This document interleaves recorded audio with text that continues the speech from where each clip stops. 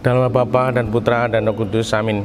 Bu Bapak, saudara yang terkasih, kaum muda adik-adik, salam bantul kasih, berkah dalam. Kembali kita berjumpa dalam renungan harian hari ini Sabtu 23 Juli 2022. Kita akan mengambil dari Injil Matius bab 13 ayat 24 sampai 30. Pada suatu hari Yesus membentangkan suatu perumpamaan kepada orang banyak. Hal kerajaan surga itu seumpama orang yang menaburkan benih baik di ladangnya.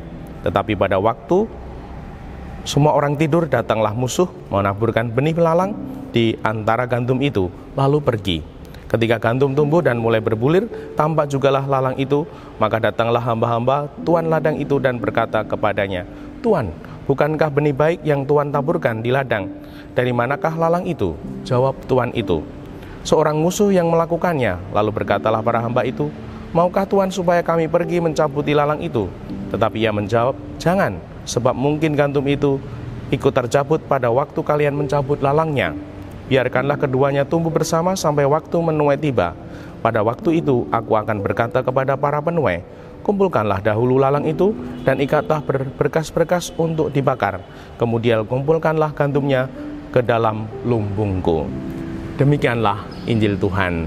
Terpujilah Kristus. Ibu bapak, saudara yang terkasih, bacaan ini membantu kita untuk menyadari kehidupan ini. Kita menjalani kehidupan tidak mungkin hanya baik, lurus, mulus.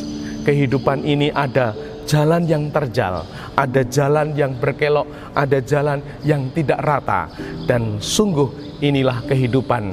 Bahkan Tuhan mengumpamakan, tetapi pada waktu semua orang tidur, datanglah musuh menaburkan benih lalang di antara gandum itu.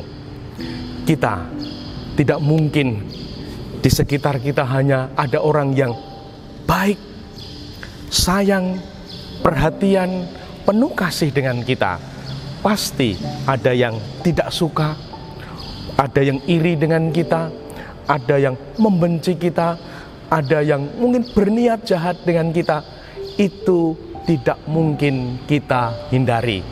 Kita berjalan menghidupi ini semua seturut kehendak Bapa, dan semoga kita sungguh-sungguh ingin menerima kehidupan ini, bahwa memang ada tantangan, ada kesulitan, ada masalah, ada orang baik, ada orang yang kurang baik atau bahkan jahat dengan kita. Semoga kita sungguh-sungguh mampu untuk menjalani kehidupan ini dengan rumus. Kehidupan ini harus diterima. Memang ada seperti itu, dijalani.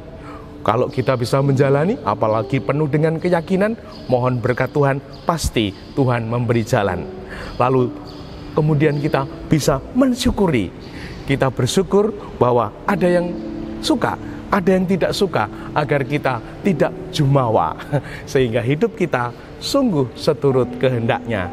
Semoga Tuhan menemani dan memampukan kita semua. Dimuliakanlah Tuhan kini dan sepanjang masa. Salam bantul kasih, berkah dalam Bapa, Putra, dan Roh Kudus. Amin.